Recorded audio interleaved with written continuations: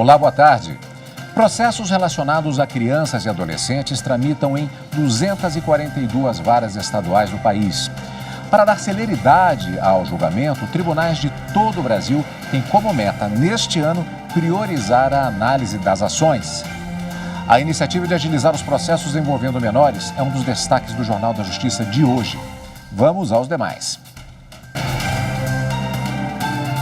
Superior Tribunal de Justiça nega liminar para anular investigações sobre fraudes na venda de equipamentos contra a Covid-19 no Recife, Pernambuco. O presidente do Tribunal Superior do Trabalho determina a manutenção de 80% do contingente de empregados das centrais elétricas de Furnas durante greve da categoria. Em caso de descumprimento, foi fixada a multa diária de R$200 mil. Na sexta reportagem da série Eleições pelo Mundo, vamos conhecer como é realizado o pleito no Panamá.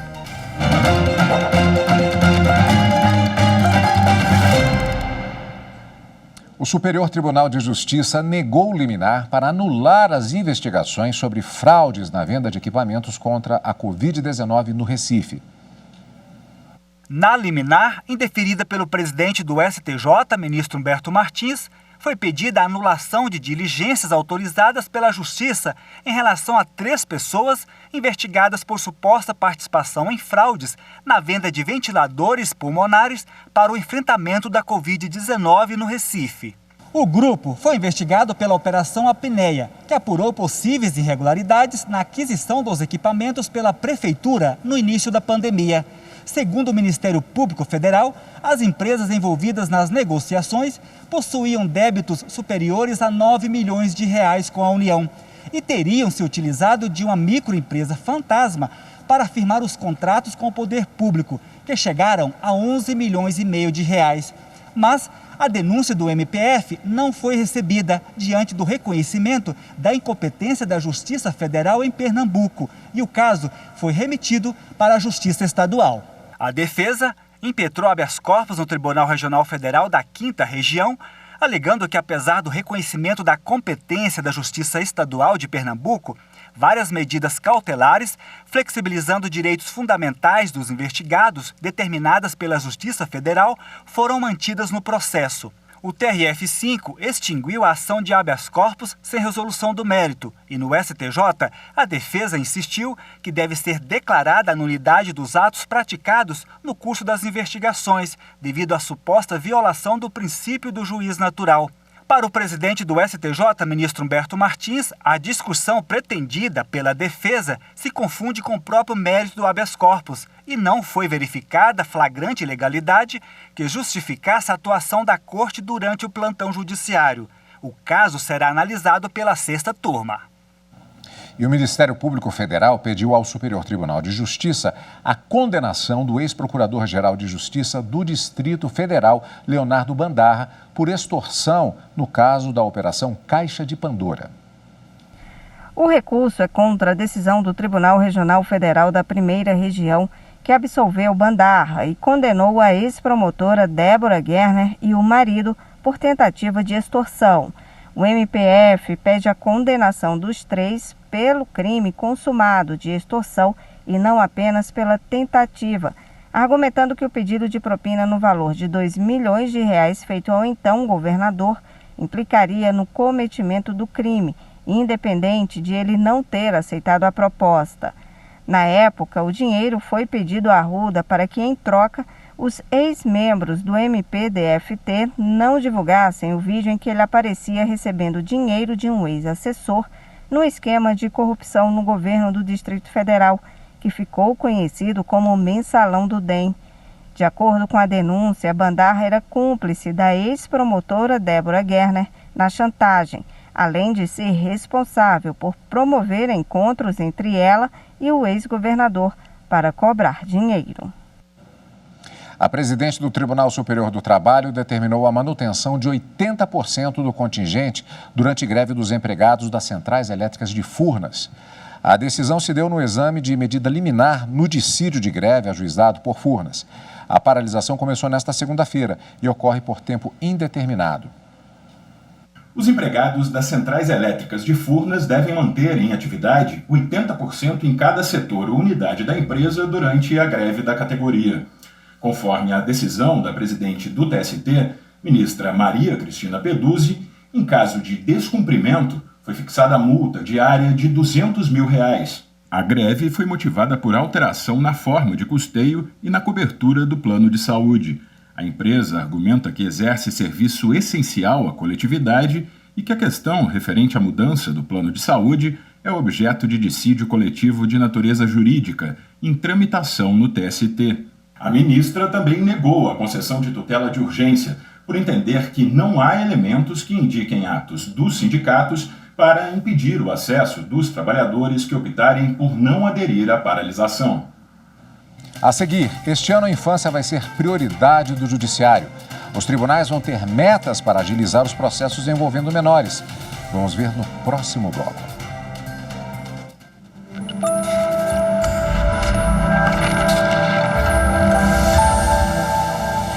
A Constituição Federal, além de pautar o Estado Democrático de Direito, assegura aos cidadãos uma gama de direitos e garantias fundamentais, bem como instrumentaliza o ordenamento jurídico nato e principiológico da nossa República.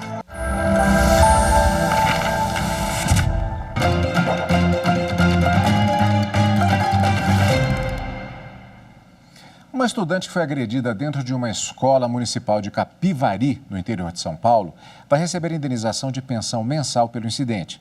A jovem ficou com sequelas permanentes. A decisão foi da Terceira Câmara de Direito Público do Tribunal de Justiça Paulista. O município foi condenado a pagar indenização por dano material, moral e estético e também a pagar pensão vitalícia à aluna. A menina, que estava no 4º ano do ensino fundamental, foi agredida por outro estudante durante uma aula de educação física. O ataque ocasionou diminuição do tamanho da perna direita da jovem, além de dano permanente no quadril, afetando a capacidade de locomoção e de trabalho dela. Para o Tribunal de Justiça de São Paulo, ainda que sem intenção, a escola se omitiu em fiscalizar e evitar as agressões. Isso teria violado o princípio da administração pública da eficiência no cuidado com menores de idade. Este ano, os tribunais vão ter metas para agilizar os processos envolvendo menores. Casos de sequestro internacional, combate ao trabalho infantil e a tramitação de ações serão prioridades. Para o CNJ, a inclusão de metas nacionais voltadas para a infância e juventude é uma forma de acelerar a proteção das crianças e adolescentes. E entre as metas, a conclusão do julgamento de todos os casos de sequestros internacionais na Justiça Federal até o fim deste ano. Já na Justiça de Primeiro Grau, a meta é priorizar o julgamento de 80% dos processos e 100% na Justiça de Segundo Grau. Os processos relacionados a crianças e adolescentes tramitam em 242 varas estaduais do país, sendo que 169 são exclusivas para atender essa demanda. As varas exclusivas são as que apresentam menores taxas de congestionamento, ou seja, onde os processos são analisados mais rapidamente. O CNJ planeja lançar ainda em 2022 um painel de dados para acompanhar essa movimentação processual em tempo real. Outra meta do CNJ será voltada para os tribunais regionais do trabalho, que vão ter de promover ações para o combate ao trabalho infantil. Segundo a pesquisa nacional do IBGE, em 2019, 1.800.000 crianças e adolescentes de 5 a 17 anos estavam em situação de trabalho infantil, a maioria meninos e negros. Para falar sobre o assunto, conversamos agora com a juíza auxiliar da presidência do Conselho Nacional de Justiça, Trícia Navarro, que também é integrante do Fórum Nacional da Infância e da Juventude. Boa tarde, doutora. Olá, boa tarde a todos. É um prazer estar aqui com os senhores. Doutora, proteger essa priorização de ações que envolvem crianças e adolescentes, na verdade, é uma proteção ao próprio futuro, que muitas vezes acaba sendo negligenciado por esse acúmulo de ações não sendo resolvidas. Sim, exatamente. Na verdade, essa proteção é um direito fundamental das crianças, né, previsto no artigo 227 da Constituição Federal, que diz que elas têm absoluta prioridade também nos julgamentos dos processos. E o CNJ sempre teve uma atuação muito firme em relação às questões da infância e juventude, tanto que nós temos um fórum, que é o FONINGE, que é um fórum de discussão permanentes de ações relacionadas à infância e adolescência no Brasil. Quando falamos a respeito do sequestro internacional, aqui no Jornal da Justiça, inclusive, eventualmente abordamos processos que são relativos a isso. Alguns casos são mais rumorosos, mas, na verdade, muitos nem sequer são noticiados e é um tipo de processo que ele aumenta significativamente também essa incidência de questões que têm de ser resolvidas pelo Judiciário. Exatamente. Esse ano, né, como foi dito, nós tivemos a grande honra de ter 3 metas aprovadas para todo o Judiciário Nacional, uma para cada ramo de justiça. Então, nós tivemos uma para a Justiça Estadual, uma para a Justiça Federal, que é diferente, que é relativa ao sequestro internacional, e outra relativa à Justiça do Trabalho, que é o trabalho infantil. Nós nunca tínhamos tido meta específica para a infância e adolescência, então esse é um marco, principalmente agora na gestão do ministro Fux, que sempre atuou muito em prol da criança e adolescente. Em relação ao sequestro internacional, nós até procuramos alguns dados da autoridade central, não conseguimos estatísticas, mas o fato é que, mais do que quantidade, são processos extremamente complexos, porque envolve uma autoridade do Brasil, autoridade estrangeira. Então, foi até uma sugestão de um juiz da Justiça Federal que, diante da complexidade, sugeriu que essa meta fosse aprovada pelos tribunais para que ela servisse em 2022 como um parâmetro para a Justiça Federal. A doutora falou sobre trabalho infantil, que sempre foi um problema pelas características socioeconômicas do país, tanto do ponto de vista social, como eu disse, como do ponto de vista do judiciário. A pandemia gerou algum efeito que piorou ainda, que gerou mais processos, chamando a atenção do Poder Judiciário? Não, nós não tivemos um relato a respeito do aumento de processos, mas de qualquer forma, quase 2 milhões, né, 2 milhões de situações envolvendo trabalho infantil já é um absurdo, né? Então, obviamente, isso está sendo atento, o CNJ está atento a isso. Recentemente criou um grupo de trabalho justamente para fazer um diagnóstico mais preciso sobre o trabalho infantil e também promover ações de combate ao trabalho infantil. Pacto Nacional pela Primeira Infância, podemos dizer que se tornou uma realidade? Ah, sim, essa é uma grande iniciativa do Conselho Nacional de Justiça. Nós fizemos muitas ações até 2021, até o final de 2021, que envolveu uma capacitação de quase 23 mil pessoas, envolveu seminários em todas as regiões do país, envolveu premiação de boas práticas, enfim, foi realmente um projeto muito grandioso do Conselho Nacional de Justiça. Agora, em 2022, nós vamos entregar o diagnóstico, o resultado do diagnóstico que foi feito em relação a várias temáticas envolvendo a infância e também vamos promover algumas outras ações voltadas à violência infantil. Pois é, esse período de janeiro é uma época de avaliação de metas que foram cumpridas ou não e criação de expectativas para o ano seguinte. Já que a gente falou exatamente sobre isso, existe também a campanha Me Proteja. Podemos falar a respeito dos resultados? Foram alcançados os resultados esperados? Olha, a campanha Me Proteja, ela é bem recente, ela foi lançada em dezembro de 2021 e ela agora, no início de 2022, o CNJ vai criar um grupo de trabalho com especialistas para que eles possam acompanhar os casos e as ações, né, promover as ações no combate à violência infantil. Nós criamos também um calendário de ações, um plano de ação de combate à violência infantil. Então, a nossa intenção é que cada mês esse ano tenha uma ação específica nesse combate. Então, eu acredito que 2022 vai ser um ano muito importante, vai ser um ano que o CNJ vai priorizar sobremaneira o combate à violência infantil, que essa sim cresceu muito na pandemia.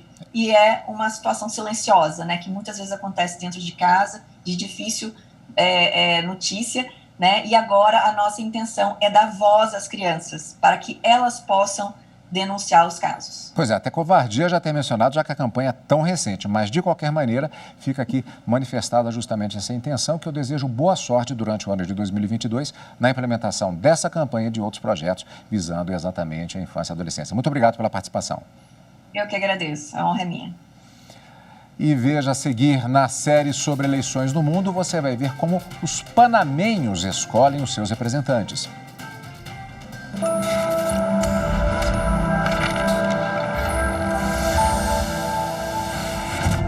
A Constituição Federal é uma tábua de valores que nos orienta a condutas individuais e coletivas. Dentre os inúmeros princípios constitucionais está o princípio da fraternidade, que nos ensina a viver em solidariedade.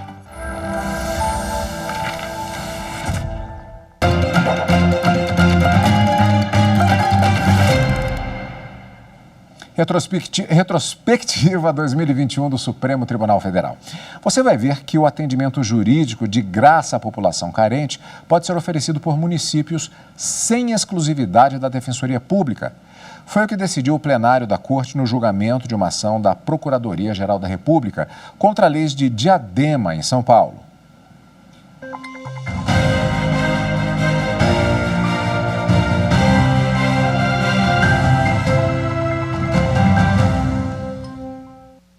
O processo veio do plenário virtual, como houve um pedido de destaque em outubro de 2020 pelo ministro Dias Toffoli, o julgamento foi reiniciado.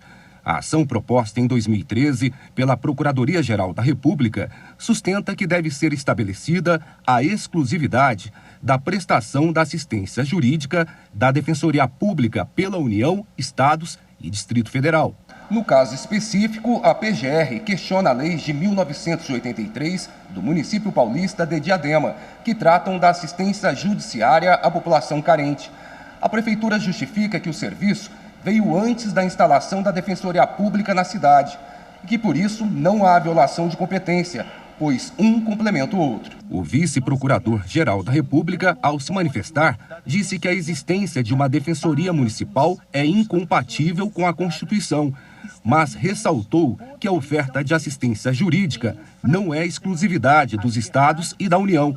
Serviços similares podem e devem ser oferecidos. No que nós criássemos um monopólio da Defensoria Pública para as pessoas necessitadas, estaríamos potencialmente enfraquecendo a liberdade que as pessoas devem ter na busca de alguém que as defenda em juízo e que lhes preste assistência jurídica. A relatora ministra Carmen Lúcia votou contra a ação da PGR, entendendo que os municípios podem oferecer serviços jurídicos gratuitos às pessoas carentes.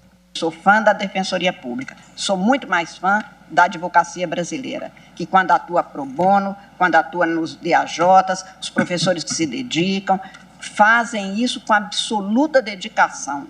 Alguns dizem, isso é quase uma missão, ministra.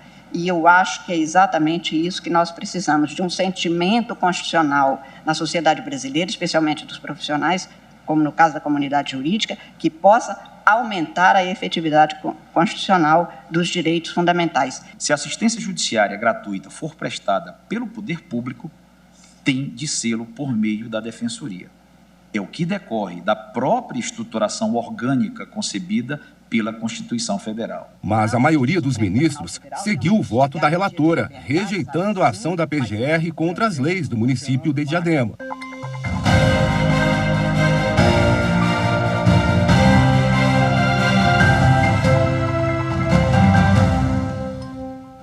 Na sexta reportagem da série Eleições pelo Mundo, vamos conhecer como é realizado o pleito no Panamá. O país da América Central, conhecido por ter um canal artificial, tem eleições a cada 5 anos e não permite a reeleição para presidente. 1914. Um canal artificial com 82 quilômetros de extensão era inaugurado para ligar os oceanos Atlântico e Pacífico. O local foi escolhido por ser a parte de terra mais estreita do continente americano. Com a construção, os navios não precisavam mais dar a volta na América do Sul para ir de um oceano a outro. Sabe do que estamos falando? Do Canal do Panamá.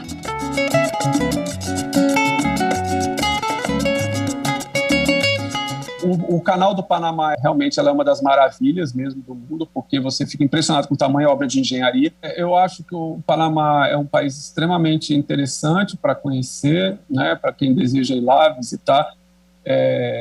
Ele tem muitas culturas, principalmente a cultura gastronômica deles é muito rica. O cientista político morou e trabalhou por 3 anos no Panamá. país com quase 4 milhões e 300 mil habitantes. Em terras panamenhas, o voto é considerado um dever e um direito. E, ao contrário do Brasil, o candidato ou a candidata a algum cargo público não precisa ser filiado a um partido político. As eleições ocorrem a cada 5 anos com cédulas de papel para escolher a presidente ou o presidente da República e o vice-presidente, 71 deputados e deputadas, representantes de corregimientos, que no Brasil seriam as vereadoras e os vereadores, e as alcadessas e os alcaldes, que são o que chamamos de prefeitas e prefeitos. Não há senadoras ou senadores no Panamá. E outra curiosidade é que o presidente e o vice-presidente não podem ser reeleitos para o mesmo cargo nas 2 eleições presidenciais seguintes. Então eu acho isso muito interessante, porque dá um ânimo naquele governo, dá uma pressão naquele governo, de que aquele é o prazo que ele tem, né? Ele não pode contar assim, eu vou aprovar isso agora, na minha reeleição eu aprovo não sei o quê. Não, como assim? Você não vai ter, então você tem que fazer agora. Como ocorre no Brasil, a eleição no Panamá acontece em um único dia. Um detalhe chama a atenção. Ao final da eleição, para que não haja qualquer tipo de fraude, as cédulas não utilizadas são queimadas. Em seguida, as urnas que contêm as cédulas preenchidas são abertas e é iniciada a contagem dos votos de forma manual. Um processo que dura de 8 a 12 horas, até que o resultado oficial seja divulgado. Os panamenhos têm um projeto piloto para usar urnas eletrônicas. Em 2014, eram 450 eleitores. Em 2019, 5 mil foram cadastrados e 64% trocaram a cédula de papel pelo voto eletrônico. Este odontólogo panamenho de 75 anos defende o uso da nova tecnologia, desde que o Panamá consiga adotar um sistema à prova de hackers. No Brasil, as urnas eletrônicas não são ligadas à internet e ficam livres de invasores. Se tivesse a segurança de um voto eletrônico fiável, seria melhor, porque os resultados seriam quase imediatos. O Tribunal Eleitoral do Panamá fiscaliza todo o processo de votação. Assim como a Justiça Eleitoral no Brasil, também é responsável por fortalecer o sistema eleitoral e, em tempos de fake news, evitar que informações falsas comprometam a credibilidade do pleito. Agora nós temos uma democracia muito forte, que não tínhamos antes, mas agora temos, e então tem segurança de que não vai acontecer nada errado.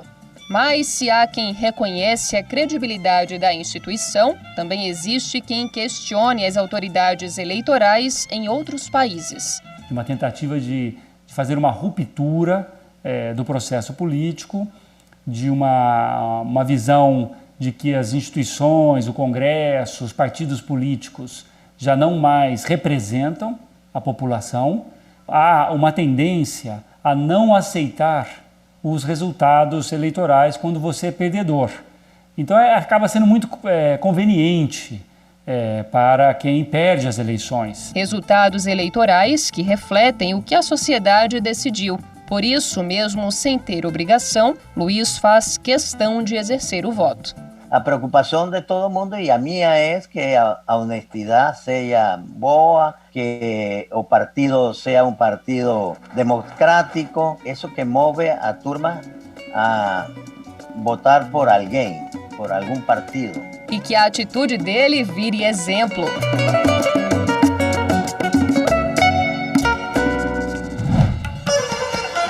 Na 7ª reportagem da série Eleições pelo Mundo, vamos conhecer a Índia, o país que tem a maior eleição do planeta.